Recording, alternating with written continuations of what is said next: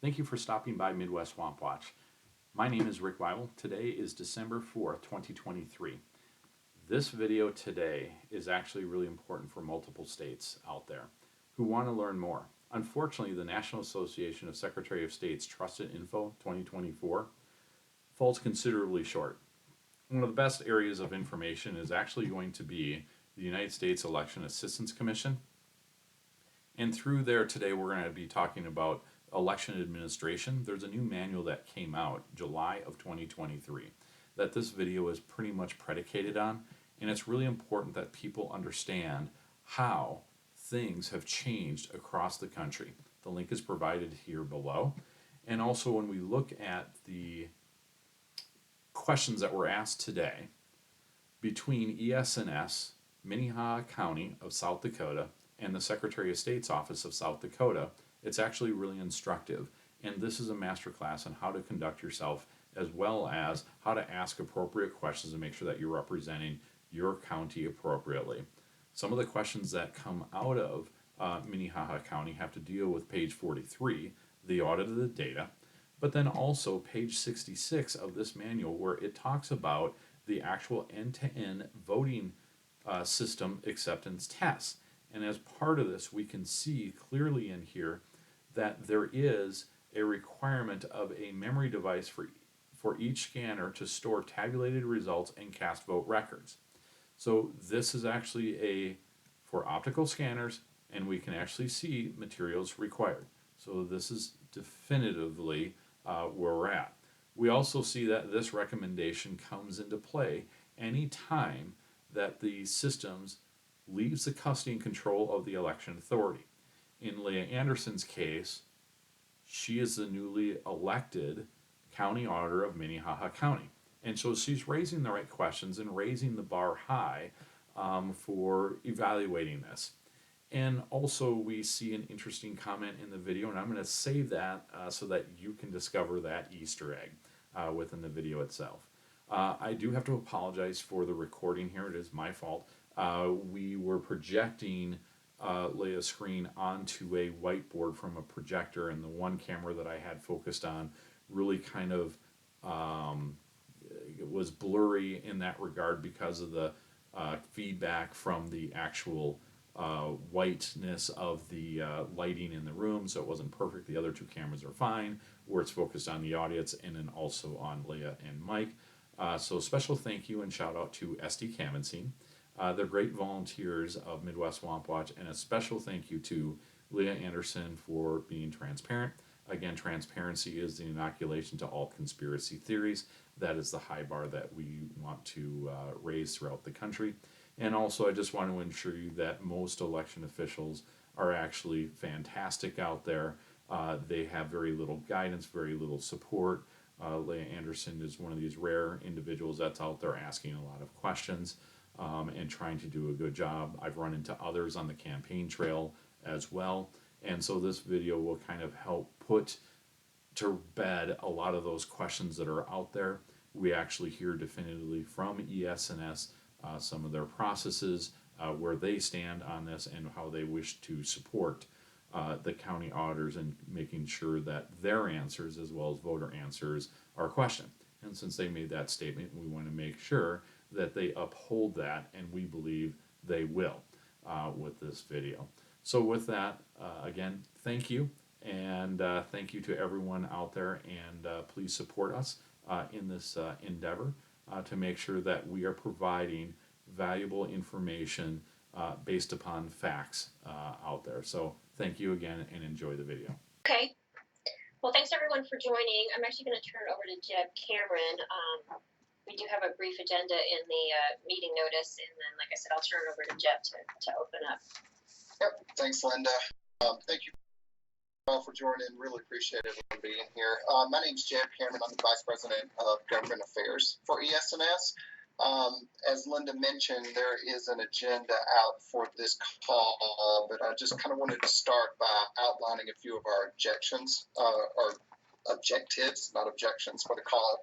Of course, the purpose of the meeting is to make ourselves, those of us here at ES&S available to answer any questions and address any concerns that either the county or the state has concerning the systems currently in use there in Minnehaha County. We know that there are questions. We know that there are concerns. A few of those were shared with some of our employees at the recent auditors conference in Pierre.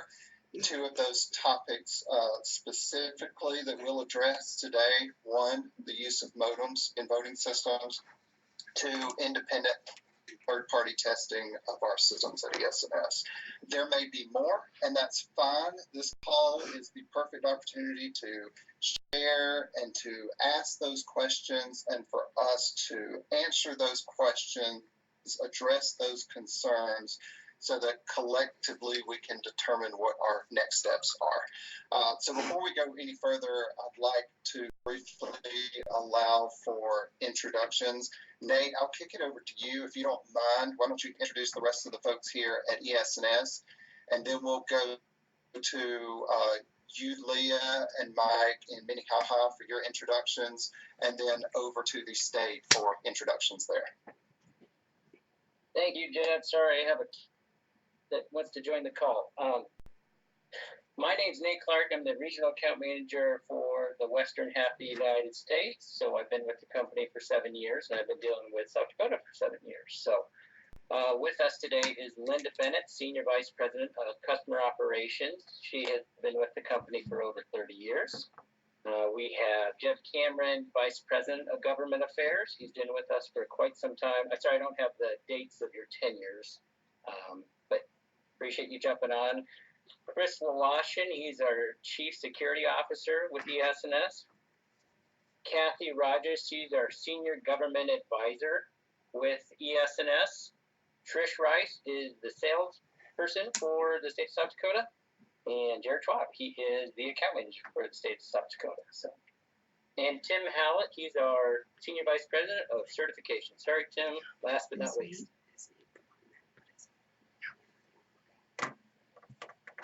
Then I'll kick it over to Leah and Mike to introduce themselves. If you wouldn't mind, please.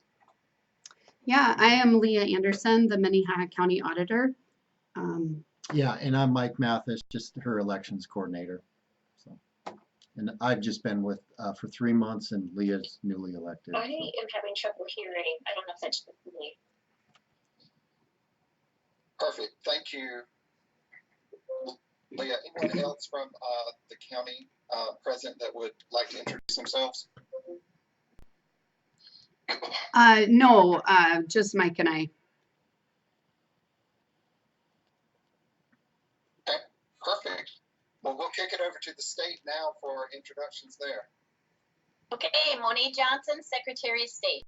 Thank you. I'm Tom Diedrich, the Deputy Secretary of State. Rachel Solar, Director, Division of Elections. Christine Larkamp, Deputy Director. Heather Irwin, I'm the Election System Administrator. Haley Tibbs, the State Election Coordinator.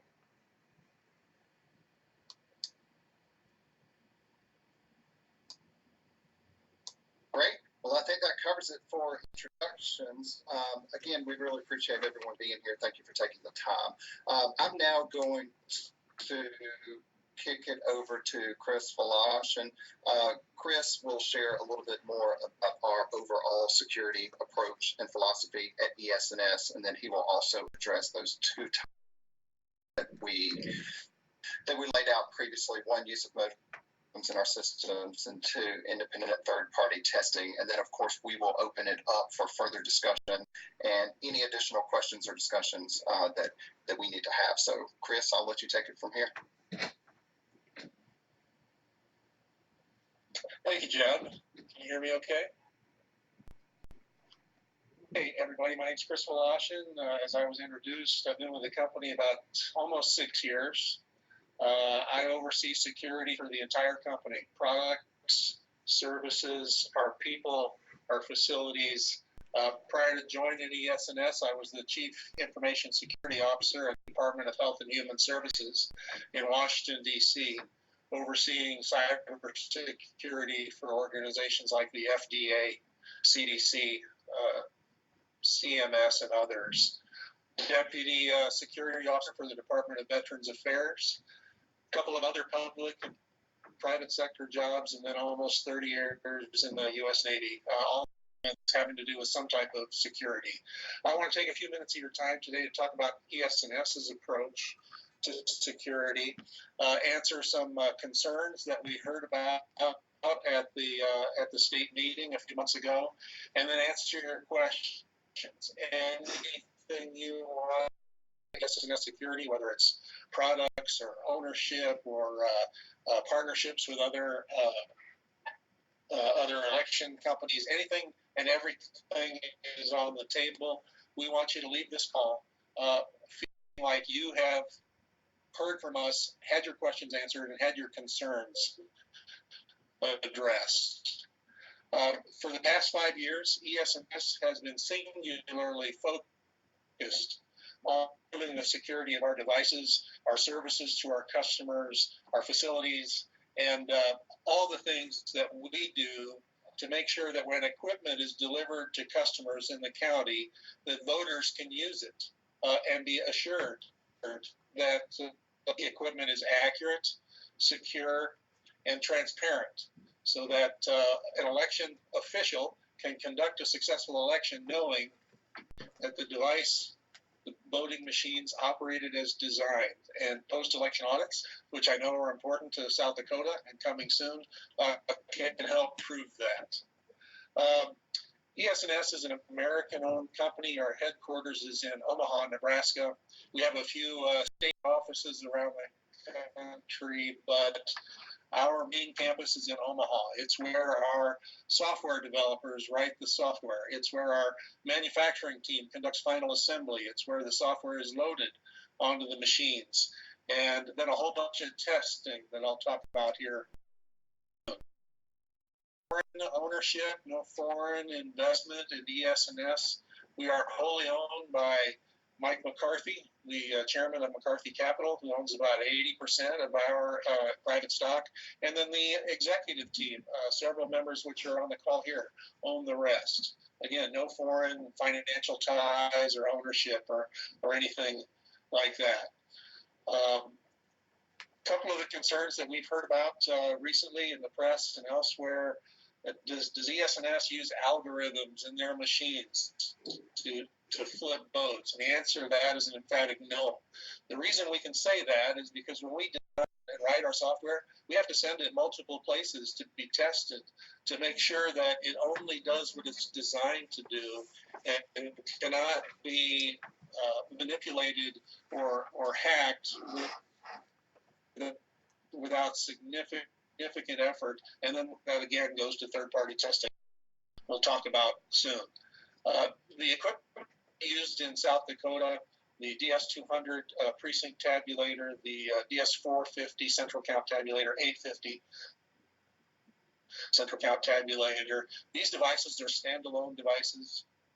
They don't connect to the internet via Wi-Fi or Bluetooth, and they certainly don't have modems that some other states asked for and use. Let me give you just a brief background on modems. There's a handful of states. Michigan was one of them, but they're getting out of the modem business. Florida, Rhode Island, and a few others that use secure cellular modems to transmit unofficial results at the end of the election day after the polls have closed.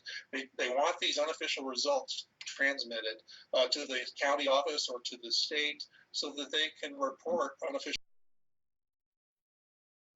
Now, these states have state laws that allow for the use of these modems in their precinct level tabulators, and they are an add-on piece of an equipment.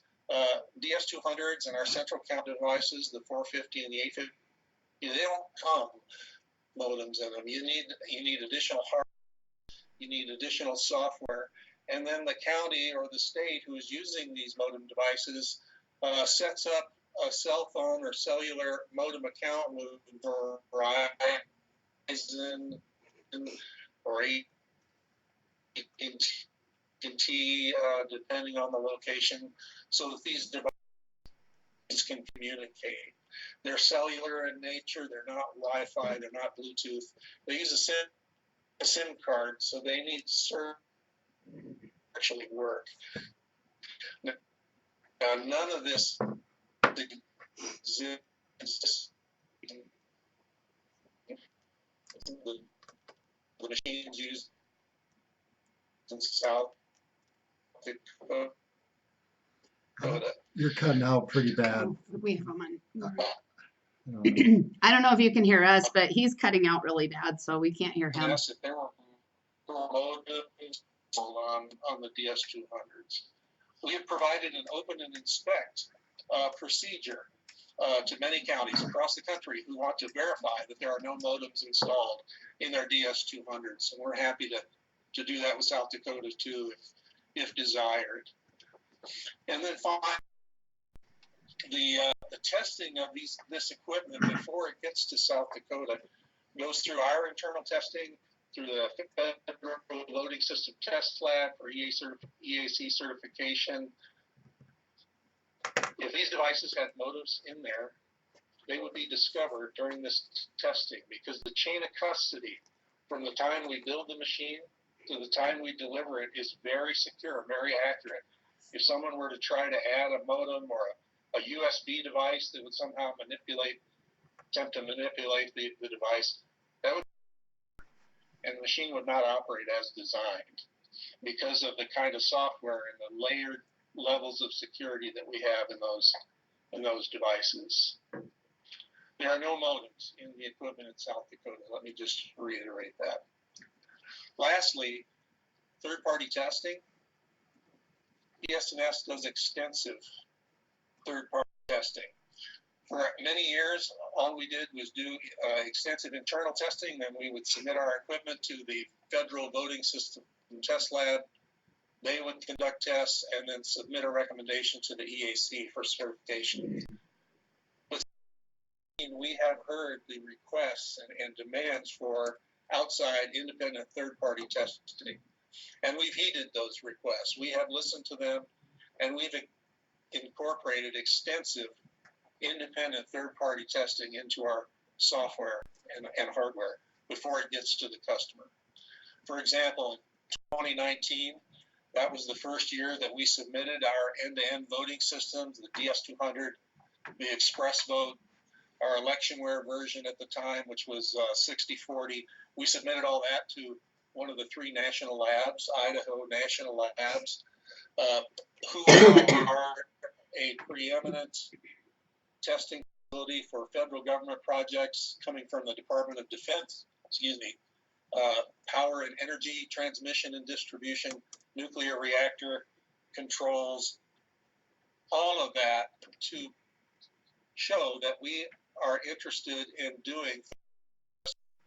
We've sent our equipment 4 additional times to Idaho National Lab, including the Express Vote XL, our new line of equipment, Express Vote 3 and DS300, electronic poll books, everything to Idaho National Labs to make sure that a hacker cannot access one of these things in a polling place or a storage location and try to do something and not be detected. And that's all because of the layered security that we have. We've also submitted our equipment to private security companies like ProCircular in Iowa, Rapid7 in Texas, and multiple states like California, Florida, New York, Ohio. They all have independent, very thorough security testing programs for election technology. We've given our equipment to these states for independent testing and certification, and we take lessons learned from that testing and incorporate it into our design and our development. We do lots of independent testing. We're proud of that fact. Jeb, there was one more area that you wanted me to cover. Well, I think that was it, Chris. Just overall, our security Okay. philosophy at ES&S. I think you covered that, and then of course the two specific topics that we knew to be of concern.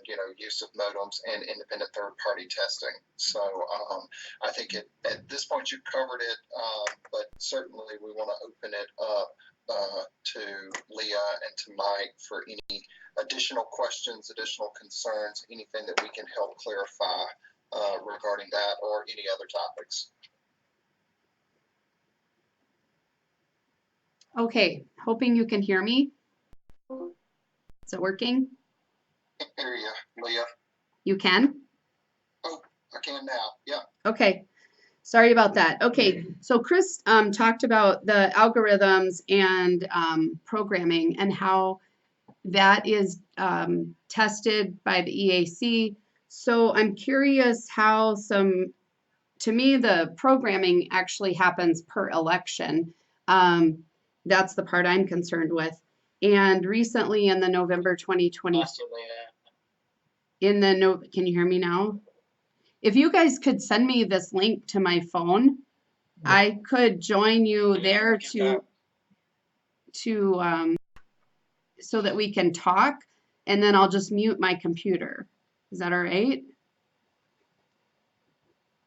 Yeah, We're only catching. Yeah, let's try it out. yeah, let's get the number. Okay, Oh, there so we go. yeah, I turned my volume down on the computer. Is that better?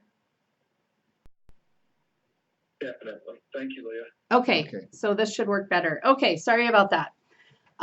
Okay, so Chris was talking about the programming and the algorithms and everything that gets, sorry, I'm recovering from a cold. Everything gets tested at the EAC. But even recently in the November elections that just took place in other areas, there was some programming issues that made it to the news. And so how did that happen, where we had some programming errors on some express vote machines? Sure. Happy to answer that one, Leah. Our coder, the person that assists the county with development of the ballots and the election software that go out to the county machine, our coder made a clerical error, which mislabeled 2 of the judge retention races. So Judge A on the written report, Judge B was shown in his race, and Judge B was shown in Judge A's race on the express vote card, not in the database that tallies votes, not in the final election results. The county audited all of this and agreed with our finding that our coder, the woman that helped the county design that election, made a clerical error and mislabeled 2 columns on the paper report. Thousands of elections occurred that day, almost 100,000 machines in the field across a number of states. Sometimes those coding errors happen. But it was a labeling issue. It was not anything related to the counting of the votes. Okay, so you're saying that the votes were counted properly? Yes. Extensive audits of that election in Northampton County, Pennsylvania, proved that the votes were tabulated accurately. The way the voter choice made on the card that was printed by the Express Vote XL was mislabeled, and the 2 judge races had swapped the names of the candidate, not the vote tallies. Okay. What would be a good way to prevent that from happening, or a way for the county to be able to test that on election day and make sure that error wouldn't happen in the future? Because I could see it being, it could be any kind of error, not just that one, but how could we test that on election day? Sure. That's a great question. It comes back down to a couple of things. First is attention to detail. When, some counties program their own ballots and elections, other counties ask us for help in doing that. attention to detail and a thorough review of how that election is set up in the software to make sure all the labels are correct, all the votes, the cells in the spreadsheet that tabulate votes, to make sure those are all aligned correctly, and then having a peer review, a second or third individual go through that election prior to L&A testing to make sure that it's set up correctly. Then, prior to the election, a significant logic and accuracy testing would need to be done to detect this kind of error. A lot of counties, not sure about South Dakota, but a lot of counties choose to run a test deck, that is a set of test ballots through their machines prior to sealing them up for the election. And the numbers of ballots in those test decks may not be enough to detect an error like this. So we are proposing to the county a more robust preview and proofing of ballots before they're entered into the software, and then a more robust, a more thorough logic and accuracy test that, had it been done, would have detected this error. So, If I might, Yeah. can I just interject to make it kind of simple? If it was there to see, had we in the county looked at the right report, we would have seen it. It was there to see. So part in advance of the election, part of our adoption of new practices going into the next election, and the counties will be, there's a certain report that we can run, that they can look at that report and confirm that those race labels are in the right place. Think about it this way: programming error, human person sitting in front of a computer, typed it in incorrectly. And what they typed in incorrectly is where it was a very long judge retention race. You're familiar with those, you know, shall this judge be retained in the whatever circuit of whatever state, in Pennsylvania's Commonwealth. Because it's so long, they have to put an abbreviation in to print on the summary card. The abbreviation is what got put into the wrong place. The names on the ballot were programmed correctly. They got the right votes for the right person, but the voter saw the incorrect label because those labels got juxtaposed for the voter. And the good news part of this is it was voters who recognized it. Voters went in and said, wait, no, I'm looking at my screen, and then I'm looking over here, and this doesn't match. And they called it to the attention of the poll worker. So again, it could have been seen and could have been corrected had the right report been looked at. And one more small fact is that you do a pattern, and you'll see this when we do training. You'll do a pattern of yes, no. And the way this pattern worked, they should have done when they were testing like yes, or no. And instead it was yes, no. And so we didn't get that particular outcome of the logic and accuracy testing that would have eliminated this. So a different pattern and looking at the right report. These are the two things that we have learned. Oh, sorry about that. I'm going to let Mike ask a question. Yeah, hi. So I come from an auditing background. I have an accounting degree, and I'm all about trust but verify. That's just who I am. That's always what I'll do. And I'm looking at the election management guidelines, and it says election officials should review the audit log documentation or obtain a complete description of audit log codes or descriptions from the voting system manufacturer for audit logs available on the voting system.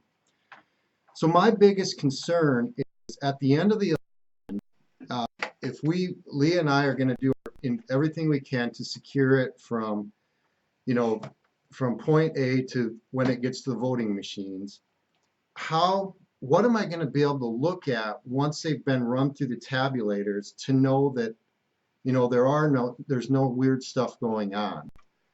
And, is it the cast vote records that I'm going to be able to look at? I just need some way to know that what was ran through the tabulator, that I have a peace of mind that I know, we're good with what's going on there. What am I going to look at?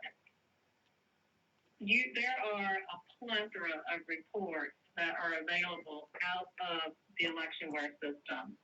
I can tell you, Mike, I've been in elections. You said you're an auditor, so I appreciate that. I've been an election official for decades. I was an election official before I worked for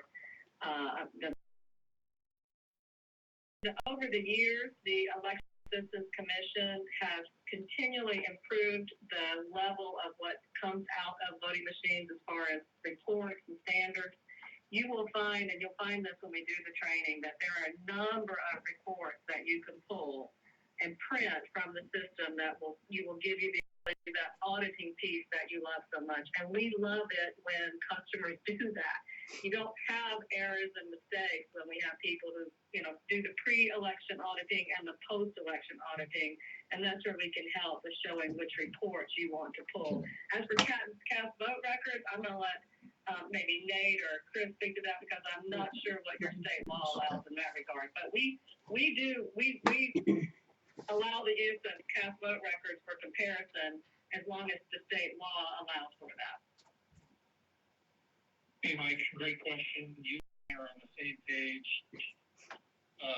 I've been a technologist my whole life, and I want to know that the equipment is operating as designed. Our election equipment have audit logs turned on by default, so that any keystroke, any operation, any issue with the voting machines in the polling place is recorded on an audit log. Vote sessions, not the actual voter choices, but vote sessions are recorded in a log so that you can see that X numbers of voters showed up to use the machine. That compares with the polling place check-in so that those numbers match. So long story short, audit logs are turned on each of our machines in the polling place. Back at the county office, the laptop, the electionware laptop that you use to collect and aggregate results, the high-speed central count scanner that's in your office to tabulate absentee and overseas military votes, all of those have logs enabled as well. So operation logs, security logs, every keystroke, every change that's made is logged. And then, as Kathy mentioned, we have a plethora of reports that show how many votes were cast. If images and cast vote records are turned on, which they are by default, you'll be able to print those reports and look at cast vote records to compare what the machine tallied against the batch of votes that were being tallied. So there's a number of different ways to prove that the election equipment was reliable and that the election itself was accurate. Okay, I want to follow up on that. I also come from accounting auditing background. That's why I am where I'm at today, because we haven't done any of that. And why is it that I'm the first auditor in South Dakota that brings this up? And I guess I feel like I get attacked for asking these questions. Like, ES&S obviously is supportive of us auditing the system. I want to audit the system. I actually want to the end-to-end process of the system prior to my first election. I don't want to wait 4 months before my first election, which is right about where I'm at right now, because we have a big election in April for the city that we support. That's why I was supposed to have this training in November. But because we asked these questions, we are kind of intimidated a bit, because look at how many people you have on this call to answer these questions from Mike and I, 2 people from a county. You know, I guess I feel like we have all this pressure against us. You invited all the Secretary of State office, you have all of your experts online, and then it's just me and Mike. So part of me is a little put off with the intimidation that comes from everybody, because we have questions and we want to do this right. Do you have anything to respond on I mean, that was just what I was going to say. I think so. I'm sorry. Yep. Go ahead. Chris, do you mind? I'd just like to say, Leah, thank you for. Well, I was just gonna say, Leah, yes, go ahead. I just want to say thank you for sharing your feelings. I mean, I think it's important that we talk straight here. I could certainly understand how this might feel intimidating, and I apologize for that. That is not our goal. We were trying to be transparent. That's more of what we're attempting to do, because we know that when people have questions and they are uncertain or unsure about everything you just said, how does my voting system work? We wanted to bring together to this team highest level of experts we could bring to the table to talk to you and address the questions that you have. So apologies if it feels like we're being overwhelming or threatening. In no way that way. We want it to be seen as transparency. Okay. My follow-up would be, we have 4 counties that can actually access these cast vote records right now. What are we doing? Why aren't we having every county in South Dakota? I mean, I'm looking at the election management guidelines here, and in here it says to audit the data. This is what it says to do, is look at these logs. And we're not being taught any of that. I mean, shouldn't we be being taught that? Because like Leah was saying yesterday, she had somebody come up to her and say, so our election's secure? And she's like, well, you can answer it, Leah. Yeah, pretty much every day. That's my question that I get asked is, do you trust our system? How can we trust it? And in all honesty, I can't give an answer that I trust the system, because I'm in the dark. I mean, I can't even get training to happen without going through this call with 12 people or however many people are on this call. You know, I want to understand the system and get the training for myself and for Mike, because that's what's supposed to happen. This is what we're referring to is the new EAC election management guidelines, the one that just came out in July. It's 100 pages. I wonder how many auditors in our state have actually read this. You know, we're starting to dig into this, and we're seeing that what we're asking for is normal. It's in these guidelines. Yeah, this is the normal thing that we should be asking these questions, and we're getting like we're the normal. Leah, we are the provider of the equipment you have in your county. Right. Our job is to support you in knowing how to operate that equipment so that you can conduct secure, safe, accurate elections. Our role is not to determine what the state processes are for counties or the state itself. You wouldn't want that to be our role. We serve over 40 states with 40 different flavors of how they require and handle the laws and what part of that EAC manual you're told you should do or shouldn't do. What we do is we will show you how to operate your equipment. And then you work with the Secretary of State's office to determine what is within the confines of your law as far as what you do with your ballot. That's great.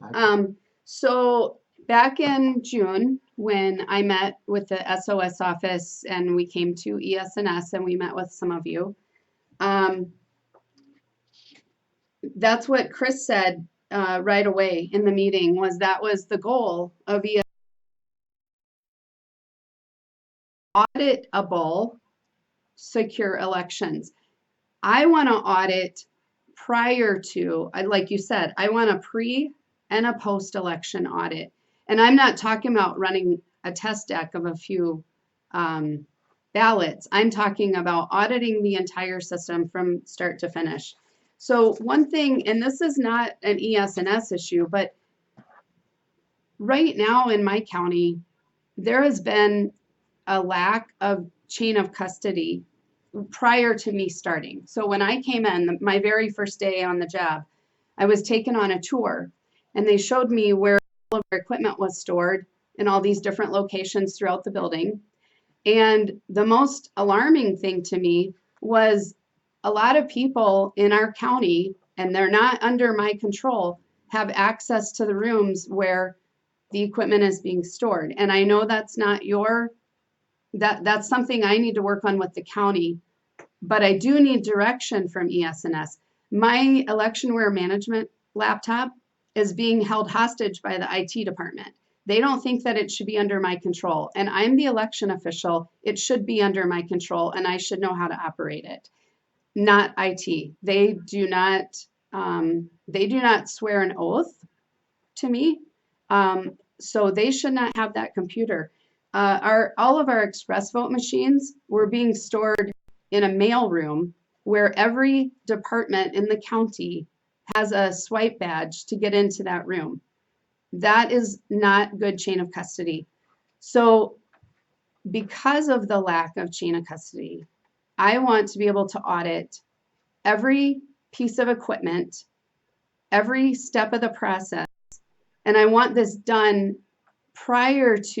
with plenty of time prior to our upcoming April 9th election. And I was extremely dissatisfied that my training in November was canceled because now and we're in December now. I had a vacation planned and now I'm considering canceling that vacation because I need to get this done. And I'm not getting support from our Secretary of State's office. And I'm not getting the training I need from ES&S right now because we had to schedule this call in order for me to get this training going. And I was promised this training back. And Leah, we will come through with the training. Can I ask you, we keep talking audit. What type of audit are you referring to that you want to perform on the system? I think that's where we're not quite following when you say audit. Are you talking about, it's been news reports, it says 2020 about some people wanting to come in, third parties, and do a forensic type audit on voting systems and obtain the technology and do their own type deep dives. Are you talking about that kind of audit? Well, I want to do whatever it takes to make sure that I'm assured that our system works well. So one thing I would like to do is I want all the passwords reset. I think we need to start fresh. I'm a new auditor. I think every password needs to be reset and it needs to be something that's in my control. I want to make sure that we don't have modems in anything. I also want to check the software versions that we are on because if we're out of compliance with EAC, then we're going to have a problem when it comes to the first election. There is also, it talks about in this the election management guideline that we were talking about. Let's see, I'm going to go to page. Sorry, here, let me go to the right page. This one, the optical scanner. Oh, no. No, okay. Leah, while you're looking for that, I'm gonna go ahead and share a thought because okay. I understand what you're saying. I am now the election auditor. I want to know that I'm coming in to work with this system and that I can tell my voters that it is secure. I had a similar conversation with a gentleman who became a new commissioner in Michigan. And when he first took over in office, he had a lot of voters who had questions for him. One of the things that we suggested to him, and he worked with the state's approval to do this, we had one of the VISTLs, one of the voting system test labs, they contracted independently, because if you wanted to be independent, then you would contract independently. There are 2 test labs in this country that are accredited by the EAC in NIST, the manual that you have. It's SOI and ProV&B. So this particular gentleman had, I don't remember if it was SOI or ProV&B come in. He had them come in and do an independent audit of, show me there are no modems, make sure I have certified versions of software on my unit, look at my unit overall and check those things that I want to assure. By using one of these accredited voting system test labs, you can be assured that the people touching your voting system actually are safe and secure themselves and will do no harm to your voting system. Now, again, this is something that the state, would have to, we would kind of think you'd want their blessing on doing that. But that is a perfect way to go in that program. In the EAC, they don't have it set up yet, but they're going to do something similar. They've just started a field quality monitoring program that they shared with us last week when we were at an EAC meeting with other manufacturers in DC. They're launching, because jurisdictions are having to pay for this type of program, they're launching a program where they could come out and confirm that your versions of software are correct. So there's a path to you that you could do that. Now, there's a cost to that. You're paying a lab for an independent test. So But here's, those are two methods that get that assurance you want that you can then tell your voters without fear or that, you know, you're not going to get the answers that you want. We want you to get those answers. We just want to make sure that you get them in a manner with people who understand voting systems. what, okay, so when you guys come out, when we have somebody that's highly respected and the people here in South Dakota really respect him a lot, would you be against us? You guys can be there, opening the machine and letting him do an inspection. Mike, I'll be real honest with you. We get that request frequently from different people across the country, and this is why we tell people to go toward the Vistal method of getting that affirmation. There are people out in the world who also want to do harm. So your guy might be great. But your guy's there. He won't. If your guy's there, what can he do? I mean, we would make sure that he wouldn't touch the machine. Your guy would be there present. So what could he do? I mean, he could do no harm, right? Well, what do you want him to do? We want him to look for modems. We want him just to do a full inspection of the machine. I mean, both Leah and I's reputation is totally on the line. I mean, what if it comes out years down the road that there were modems in these machines and we never, all your studies are great. The people want somebody that they know and trust to do a study. And I do too. And your people could be. One thing you can do is, we have had jurisdictions do this. We have created a document that shows how you can verify there are no modems in your system. And we've given that document to local jurisdictions, and then you could have anybody you want in your county standing there while you show them that there are no modems in those units. We can give you a document that shows where they are, what you'll see on the results tape, if you had a modem installed. All of that is quite possible, and you can do that without turning your unit over to someone else. I just don't understand the harm if your person was there with him that he could do. I guess the way I want to approach this is I want to do end-to-end knowledge and testing. So starting from the very beginning of programming, tabulating ballots, get to the electionware management system and understand the whole process, because it's difficult even today for me to ask the right questions when I haven't been trained. I don't know. I've never touched a piece of the equipment.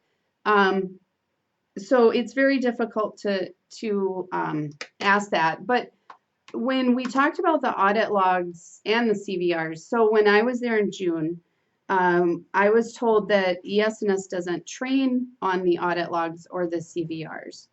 But also under the audit data section of this new AC training manual from July, I'm going to read a paragraph, and it just says election officials should review the audit log documentation or obtain a complete description of audit log codes or descriptions from the voting system manufacturer, that's you guys, for the audit logs available on the voting system. Election officials should become, it says should, not may, should become familiar with the content of these logs and learn how to print them. Familiarization will help officials recognize events that look anomalous or that they do not belong. Now, if you guys don't train us on that, because that's what we were told in June, where do we get that training? We completely agree with what the EAC has written in there. And Tim, the documentation department reports to Tim Howlett, who's our Vice President of Certification in that department. Tim, what documents do you think that Christina would have that would be pertinent to Leah's questions that could be maybe looped into her training so she can learn about the audit log? Yeah, I mean, we have documents, obviously, that go through all the audits and how you audit the audit logs and everything. We can certainly pull those and make that part of the training. There's not a problem with that. I can get with our team for that. Okay, so I'm going to be the only auditor in the state that knows how to do that. What about the other 65 auditors? The training manuals are very descriptive as to how many of these reports can be pulled. So I can't speak to the other 65 auditors today. We wanted to focus on assisting you, Leah and Mike. Okay. Well, as I stated earlier, I feel like We're the black sheep. we're the black sheep, yeah. We're getting So, called out in the meetings. even when we go, and this maybe is a little bit addressing specifically to the SOS office. Yeah, we feel like we're the black sheep because we ask the questions. And I think every auditor should be asking these same questions, not just us. I do want to assure my people that they are having secure and fair elections, which how can we tout that without doing the work? When I audited, I didn't go into a bank and say, what are your balances in these accounts?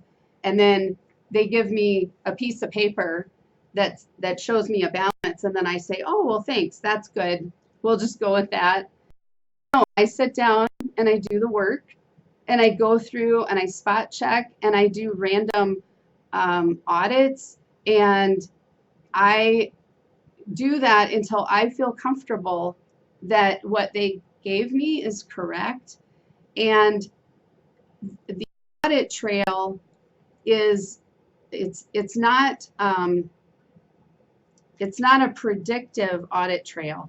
Like, I would randomly ask them for things that they're not aware of until I come into their office and say, hey, I want to see this. Can you show it to me?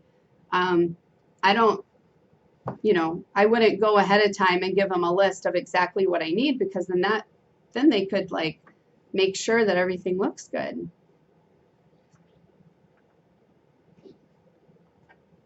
In the time that we have left, why don't we determine what the next action items would be? We will absolutely follow through on our commitment to provide training to you.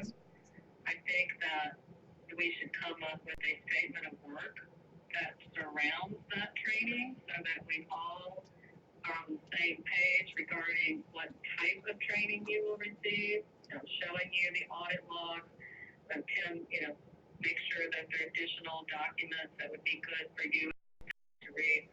Our training, because, not every auditor do, but our training is generally, we send out a training staff that shows you how to operate the machine and produce certain reports. You want a little more than that.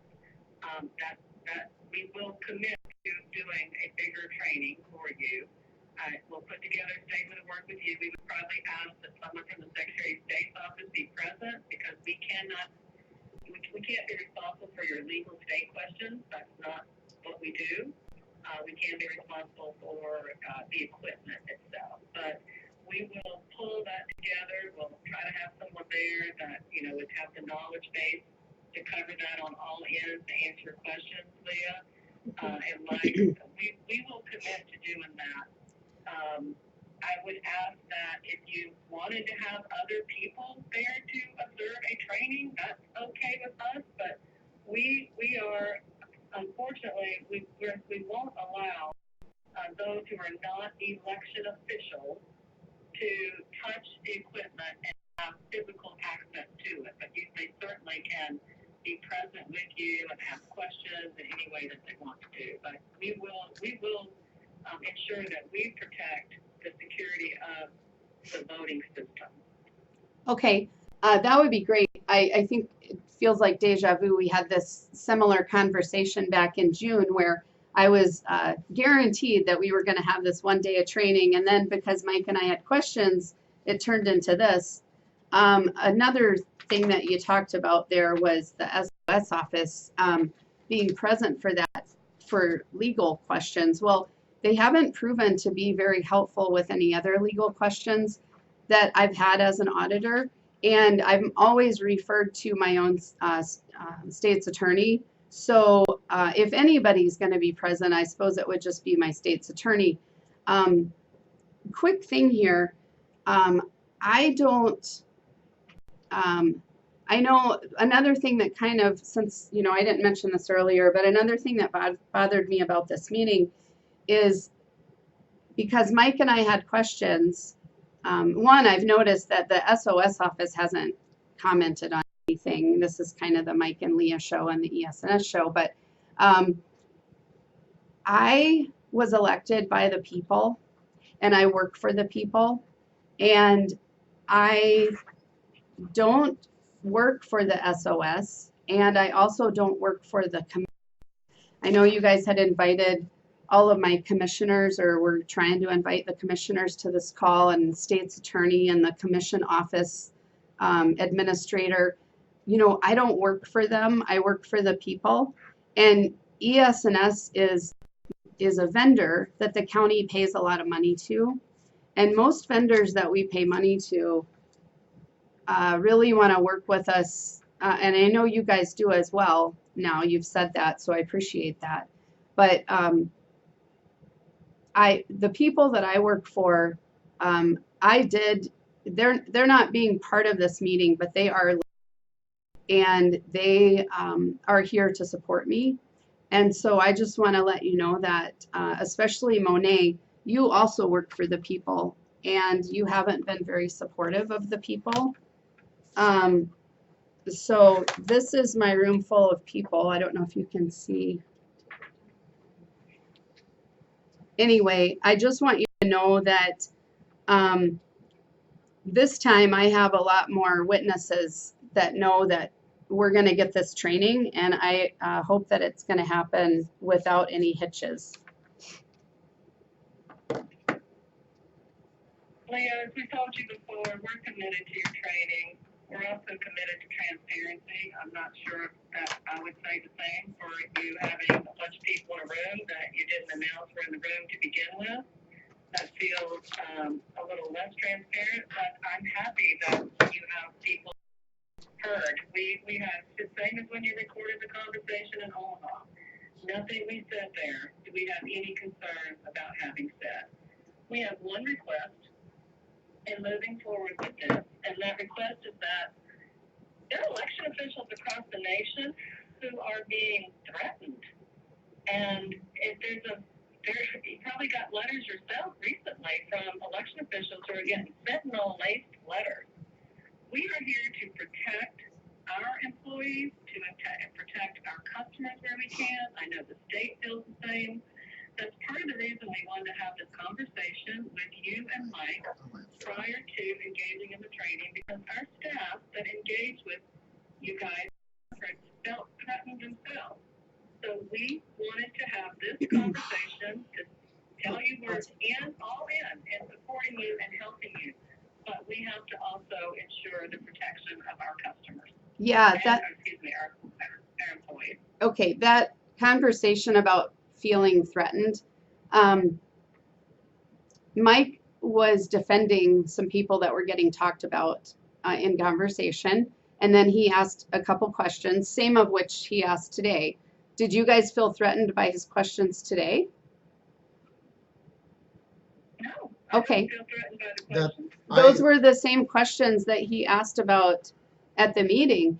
Now, if anybody should have felt threatened, it would have been Mike, because I believe it was Nate, because maybe Mike was talking to Jared, came up to Mike, put his hand on his shoulder and said, okay, we're done. And no one touched anyone except Mike got touched. So I wasn't at the table at that time. That was during a breakout session. But if anybody felt threatened, it was probably Mike, not your employees. So I'm glad we could clear the air then, because apparently both sides must have felt that way. So Glad we could come together and have this discussion. You know, with the fentanyl thing, you know, Lee and I don't live in fear. We're not going to live in fear of, you know, stuff like that. We both answer to a higher being. My question, we fear not doing what's right for the people. So that is our fear. That is my fear, is that at the end of this election, I can honestly not tell the people that I'm working for that there was a fair election. So that's, and I know Lee is exactly the same way. Yeah, I agree. I don't live in fear. I mean, I look at things like those letters that were sent out as being a distraction from the work that needs to be done. And so now we will take precautions, but I'm not going to be, if somebody really wants to threaten me or do anything to me to get me out of this role that I'm in, that I chose to be in, and that the people elected me for, I know where I'm going, so I don't have any fear, and I'm never going to live in fear. I'm sorry, I didn't mean to interrupt you. I certainly can't imagine that you thought anyone on this phone was threatening you. I would end the call simply by saying ES&S builds a voting system that counts ballots. We get it certified, we get it tested, and then a jurisdiction or a state decides to procure that voting system. That's our job. We create a box that counts ballots one by one. We don't determine access to the ballot box. We don't determine your state rules and your state laws. And we also don't force people to be our customer. ES&S does not force people to be our customer. Correct. I mean, I will just end with that. Yeah. That is not what we don't do that. Yeah, that's correct. It's actually our Secretary of State's office that has forced us to either hand count or go with ES&S. We don't have any other options. So I respect what you do at ES&S.